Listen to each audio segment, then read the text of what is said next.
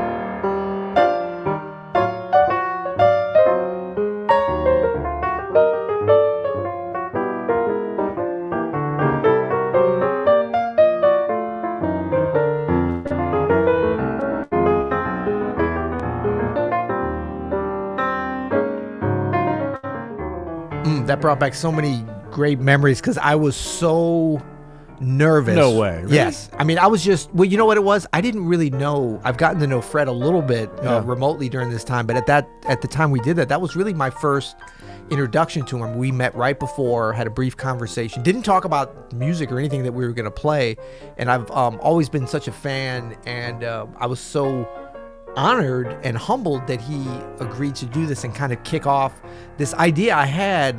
It was really just about being able to connect with musicians at this time in a way when we couldn't connect in real life, but it was like we're trying to play remotely and there's latency issues and whatever. I mean, it's like if you're not Jacob Collier and you don't have a computer for a brain where you can deal with that. I tried to do that. I can't do that. Yeah, it's hard. Yeah. But I wanted to take the opportunity to learn from and to meet, some of these heroes of mine that I just hadn't gotten a chance to interface with before. And so that was a lot of fun and very inspirational. Fred is just such a class act and such a great player.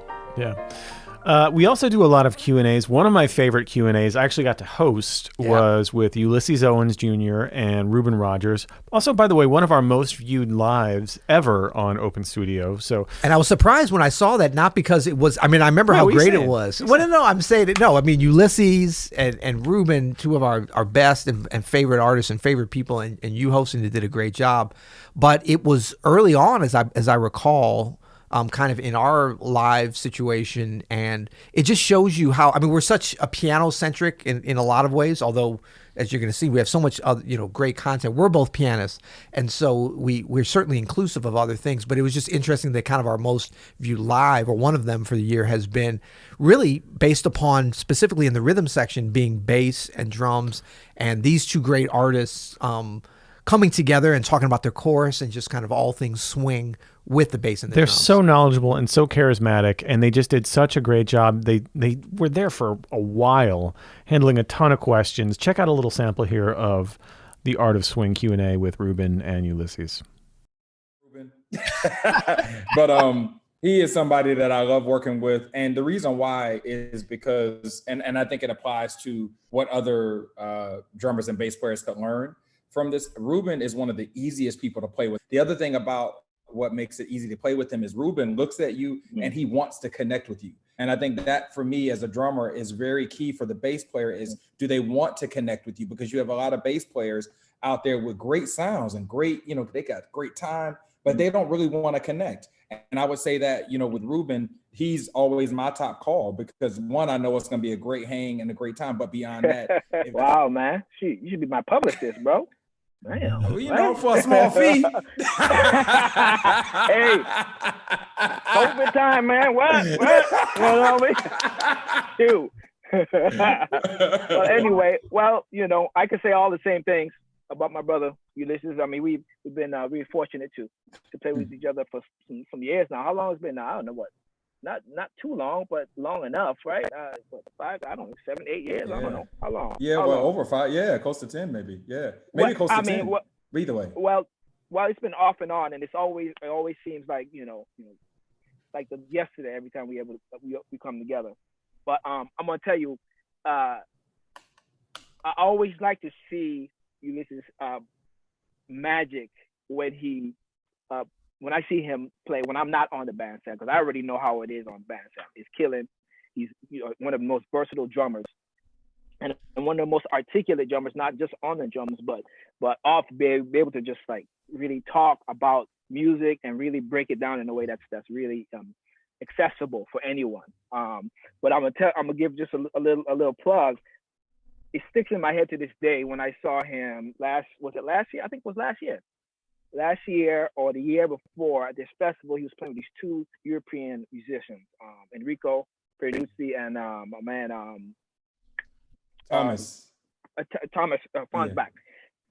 Incredible musicians, and they were doing this duo, and at the Copenhagen Jazz Festival, and they've been playing together for years, right? And it was incredible. They were like, "Wow, man, look at this duo, bass and piano." And then they brought Ulysses up to the stage, and this is my bro, this is my man I know all these years, but man, to witness him put his magic into that set was like the first time I heard him, it was like the first, I was like, what? He was able to even like impress me like on a whole nother level, and that's what I appreciate about, I've been really fortunate to play with a lot of musicians. And no matter, how much we become, intertwined, personally and knowing each other, if we're able to like inspire each other on that level, that like, wow, that he made me want to get better because he made those people on the stage get better. I mean, he lifted the music. And I think, I think that's also why we are able to, to really connect in that way, because that's our I don't know, mission, seemingly, you know what I mean, in music. Oh yeah, you were pretty good at that. I forgot about that. I'm okay. You know, if you have any faults, it's your eloquent officiation of right. bass players and drummers. So if there was an award for cutest moment ever in our lives, we showed that when I played with. Oh boy. Okay, sorry. Wow. That was a okay. No, okay. it was plenty cute. Wow. But not quite as cute as when Bob DeBoo, our resident bass guru, was doing a live GPS, and his, I believe, 3-year-old daughter walked in with her that's dinner. right. Little cameo, unplanned. Check this out. Yeah.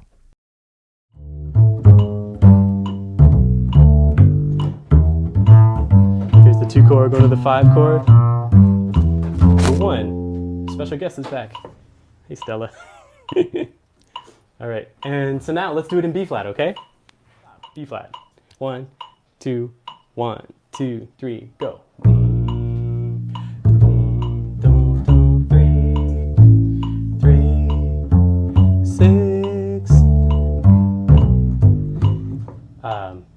Sorry, I'm getting distracted by my daughter over here. I keep thinking she's getting into something. Pardon me. Let's do it in B flat. This time for 1, 2, 1, 2, 3, go. Do.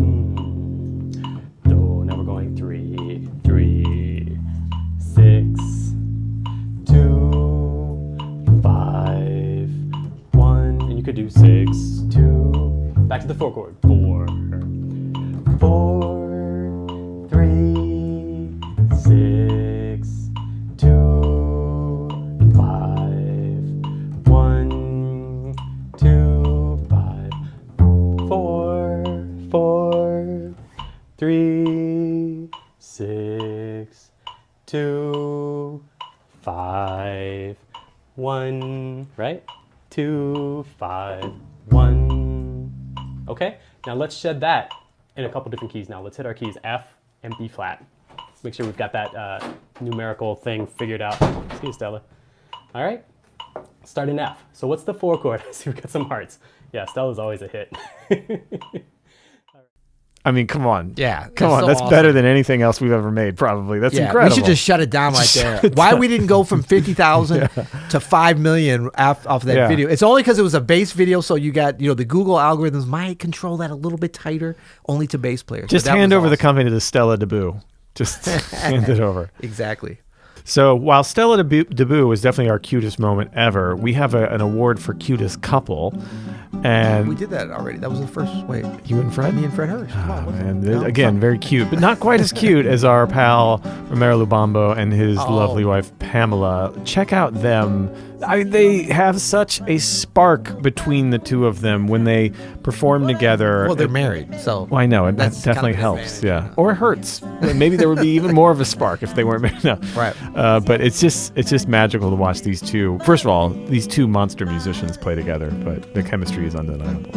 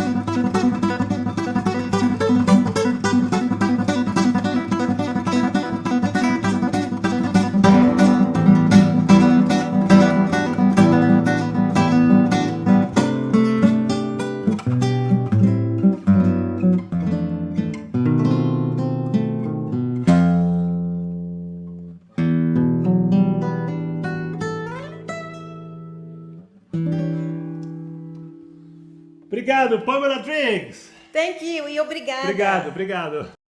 I love Pamela's voice is she's such an underrated. She's not even underrated. She's just not rated enough. Anybody who hears her, she's highly rated, as she should be. But I could just listen to that all the time, and I try to get them to do it every week. But she comes on from time to time, and it's just an amazing. You're right, though. The connection that they have is just uncanny, and it's been it's always been on Saturday nights, and I look forward to those. It's my gosh, the two of them together. They've done a few. They've done several now. Romero Lubambo and Pamela Driggs. Go check it out. There's several here on this channel. Yep. Okay, so one of my favorite moments ever on Open Studio Live was... Wait, before I know what you're going to say, I think. Let's see how in sync we are. Okay. Because I want to just talk about this genre in general, because some folks that just bop into this channel every now and then, not our diehard 50,000. Yeah. And look, if you're not subscribed and you're enjoying this... Oh my gosh. ...so far... You know what I'm saying? Yeah. We're not saying we want to be 50,000 and stay here. We're perfectly willing to go above that. So please subscribe. Let's be at 100,000 by the end of this special. Yeah, let's do it. But we've done a little thing called the sesh. Yeah. Or is it the sesh or a sesh? It's or just the sesh. It's the sesh. Yeah. Yeah. So what this is... The listening sesh. It's a listening sesh. Sesh being... because... During the pandemic, we don't have time to say session. We're too busy. So we say sesh. Yeah. Right? No, sesh is shorthand usually for like smoking the old devil's lettuce, but you and I don't really do that. So we have a listening What do you mean sesh. don't really do that? Well, anymore. We don't do that. So, so we do a listening sesh every Tuesday here on YouTube, but it's a little bit under the radar because we do get shut down. Often. Not because of overt copyright violations, but because of covert copyright violations. Covert about which we is even worse. We're gonna do it. Oh yeah, not because of covert, because of overt. Yeah. So we listen. The idea is we just get together, and this has been really one of the very special moments of every week since the beginning of this pause period has been just getting together. It's you're at your house, I'm at my house, or you. Yeah, usually I'm at home. And we get together with a bunch of listeners from around the world and just listen to a record together. And then Adam, you and I comment probably a little bit too much, but we talk about our feelings on it. But mainly the meat of it is just listening in a communal way. Old school, like, when you were coming up and you didn't have so many distractions. And really just kind of connecting on the beauty of music on just a number of great records. We definitely trend towards the classics, but we've done some other things as well. That's right. We've done some modern things as well, including this amazing Joshua Redman album, Beyond, from the year 2000. Right. And what was cool about this is we were setting up this session, and I remember you like, hold on, let me text a few people. And we ended up getting the entire band on there. And that's not even, like, we did it because we loved the record. Yeah. And I always felt like it was maybe a little under the radar. I think the only person we didn't get on was probably the guy you're closest to, Gregory Hutchinson. Because he's in Europe. In Italy or whatever. He said he fell asleep. Yeah. But we had Aaron Goldberg and Reuben Rogers and Joshua Redman himself. So check out this clip from that sesh with the Joshua Redman Quartet. What's funny though? I do remember, and Greg and I used to get into it over this often. The tone of his bass drum used to always be like over in the same range as my bass all the time. I remember even in the session, be like, "Yo, can you do that?" He's like, "Man, that's on my bass drum," and now I can hear it like every time now. You know what I mean? Like that bass drum was in my range. What's up? But go ahead. The cymbal sounds killing. Yeah, it is. No doubt. Yeah. James Farber was somehow able to separate everything out. He didn't have a problem. The cymbal sounds killing, yet I remember Farber was, and yes, it was James Farber who engineered this, Peter. Even Farber was struggling on this because we had Greg in one of the smaller rooms, and he had just got, I don't think he had been playing it that long, and it was a one of his cymbals. You can hear him switch back and forth. One of them is, it doesn't sound washy on the recording. I mean, it sounds great, but it was washy. I mean, Farber was like, I remember vividly him like, I don't know what to do, and he, Farber saying he doesn't know what to do with something, like really trying to figure it out, because we had him in a space that that cymbal didn't work well naturally in the space, but all's well that ends well. What was different about the track? Did anyone hear it? You would only hear it if you were listening in stereo.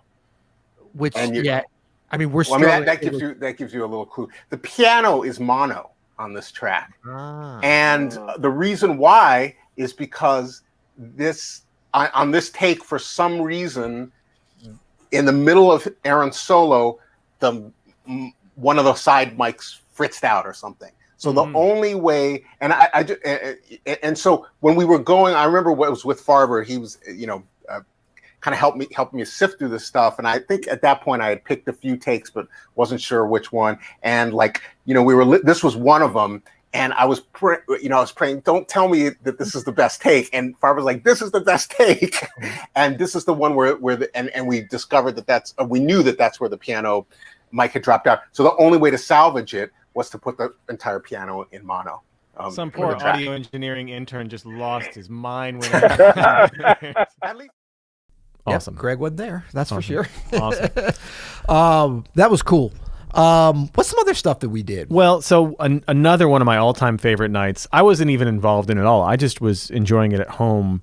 One of the great things about going live so much on YouTube is all of the ways you can like stream it to your actual TV. Yes. You know what I mean? Especially with this I go music. Roku. What do you go? Yeah, I go Roku too. You go Roku. Yeah, You're a Roku especially guy. with the music stuff. I might sometimes go Google Cast, Chromecast, or whatever.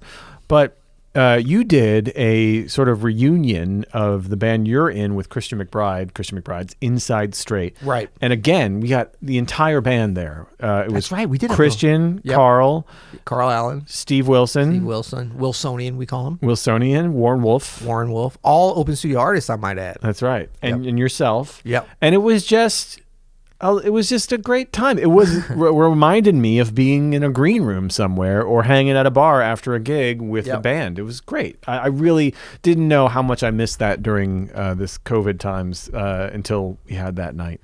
Yeah, and we've done a couple other hangs with folks, and those have been, I don't know, at first I felt like, wow, this is so self-indulgent because we just missed each other, and I was like, how do I get everybody, like you can try to call, everyone's like, even when they're locked down in quarantine, it's like, there's a lot going on still. For sure. Even if it's just like, wow, this gig's canceled. This is, how am I going to do this? But so it's for selfish reasons, some of those I organized, like that one where it's just like, I just want to hang with my friends. I just want to hang. Yeah. But I mean, it was really heartening to me to see like, wow, maybe that is interesting. People kind of see us and we're talking about music. We did some listening and just whatever. But it's a fun thing. And just like it's all this, I think all of the live stuff that we've done has been, people have been like, wow, I found you guys from doing these lives and it's so cool how you guys put this together.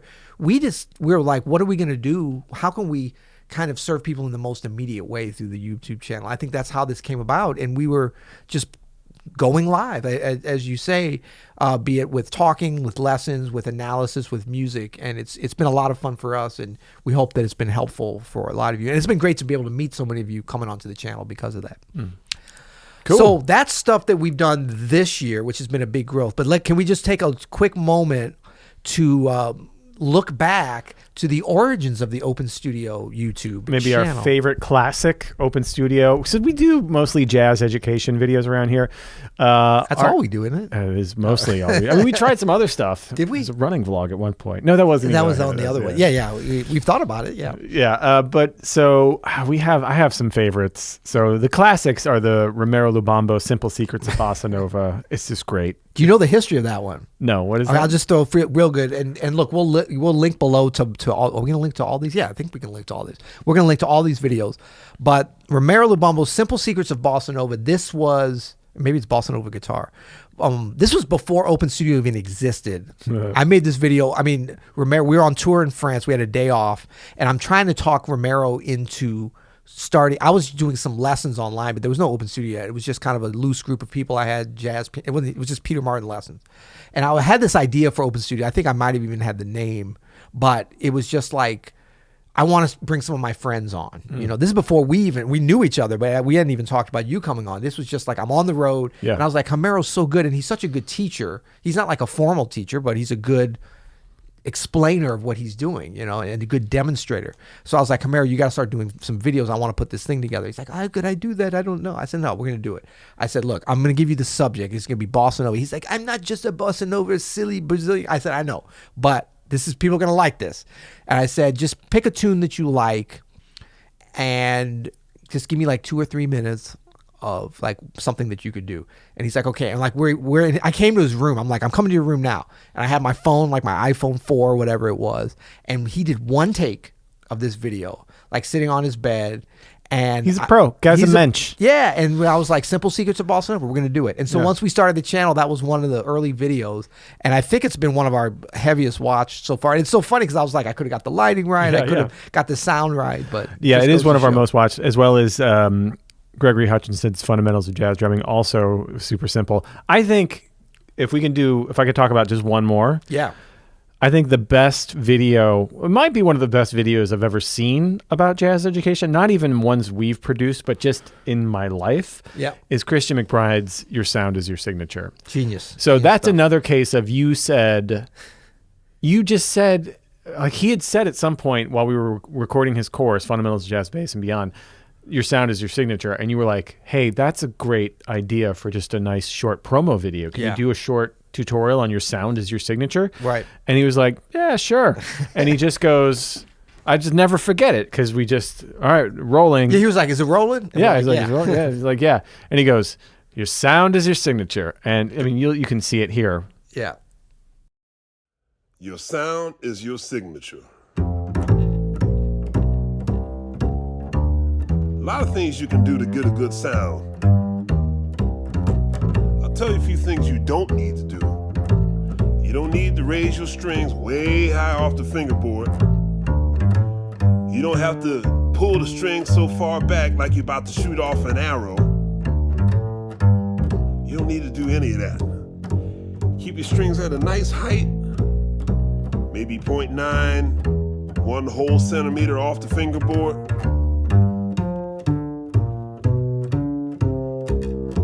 Play without an amp, especially when you practice.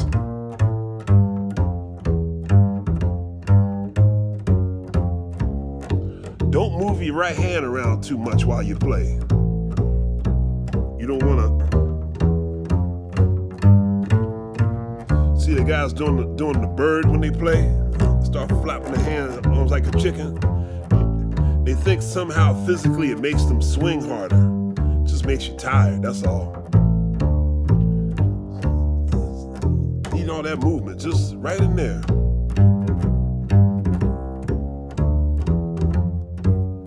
And keep your thumb locked. See my right thumb? Whoops.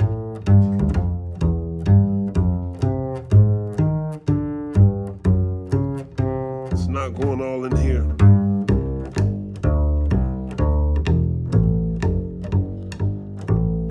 Keep it locked.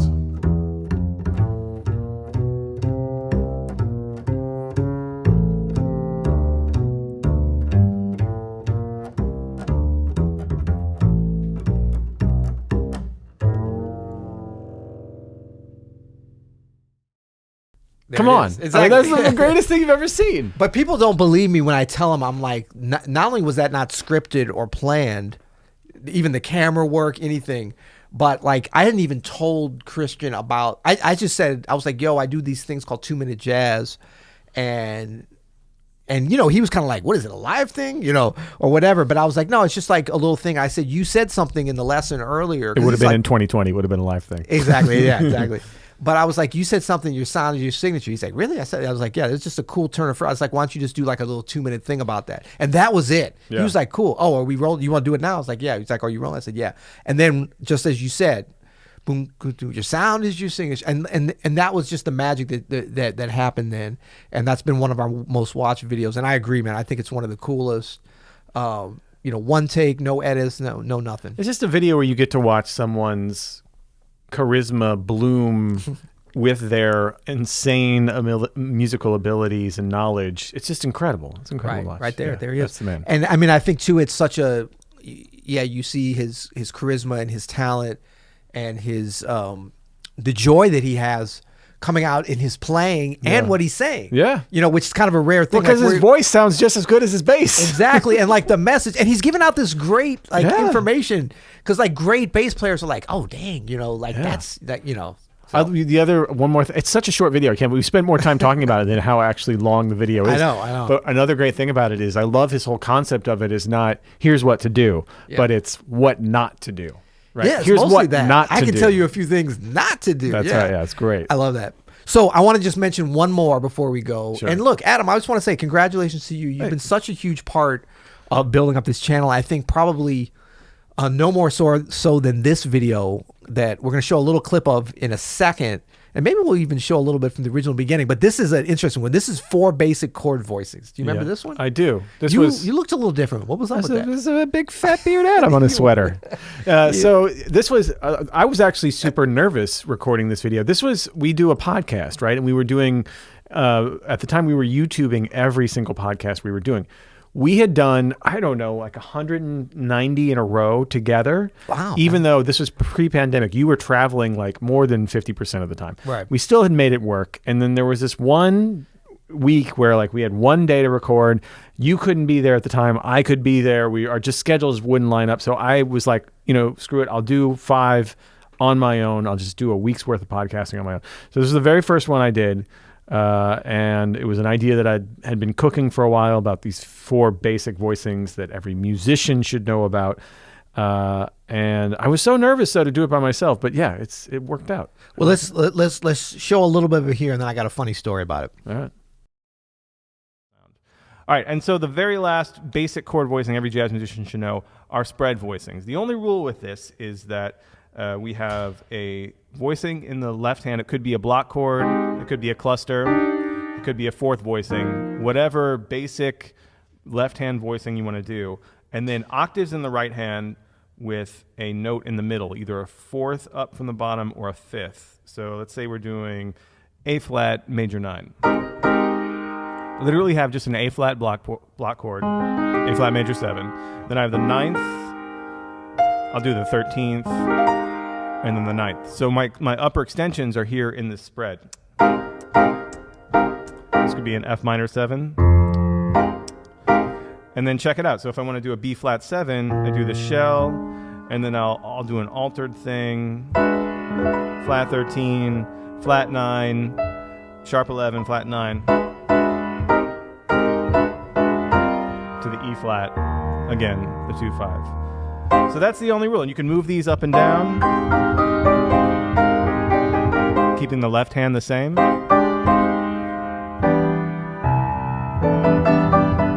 Heard this sound probably.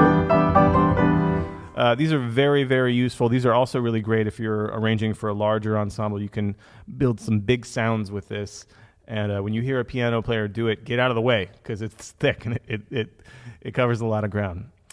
All right, so that's it for the first solo you'll hear it ever. Hope you enjoyed this. We'll be back tomorrow with the piano and Friday at the piano. It's a big beard. It's a big dude. No, but you know what? It's big information too. So, fun story about this. I don't even know if you remember this. 4 basic chord voicings. So, like as you said, you did it as a podcast episode. You spent the original, and I think we edited it out much later. Yeah. The original first couple of minutes, you were kind of talking about kind of podcasty kind of things. It was not a programmed this thing was a hit and one of our most watched piano, maybe our most watched piano video ever. But that's not the way you put it together. You were literally doing a podcast. I was like, hey, Peter's in Europe and I can't be here. Yeah, it was a bunch of stuff that had nothing to do with the actual information, which is a big faux pas for YouTube. Yeah. But people loved it so much anyway. But then you started getting like some haters in the comments that were like, "Can't you just get to the point?" And then, but then you had like defenders, and maybe the comments are still there. People can see where they're like, "Oh, he does," and they put the exact time. So I think we ended up cutting out the beginning part. Peace to my haters. Your hate makes me great. But that was a cool thing, and this was fun, man. Nice little trip down memory lane. That's great. That's great. I'm so glad we have 5,000. I never thought we'd have 5,000. I know. People that would be interested in subscribing. Special shout out to Ian Martin. Oh yeah, big shout out to Ian, Dan Martin, and Andrew Kitchen, who have worked also very hard on this YouTube channel for sure over the Absolutely. years. Yeah. And you let it slip by. I said 5,000. So Again, you thought it was 5,000. 50,000, man. Come 50,000. on. But actually, this is just the beginning. This is literally today, Peter. Yeah. Today's just the beginning of our YouTube. So back to zero. Consider it back to zero. We are going for 500,000. And a big shout out to our very first subscriber. Me. No, I don't know. Well, I had to. Somebody had to. Someone subscribe. had to We subscribe, self-subscribe. yeah. Well, Shoot, I should subscribe. let's do it. All right. Thanks, everybody. I'm gonna subscribe. I can't believe I'm not subscribed to our. No, just kidding.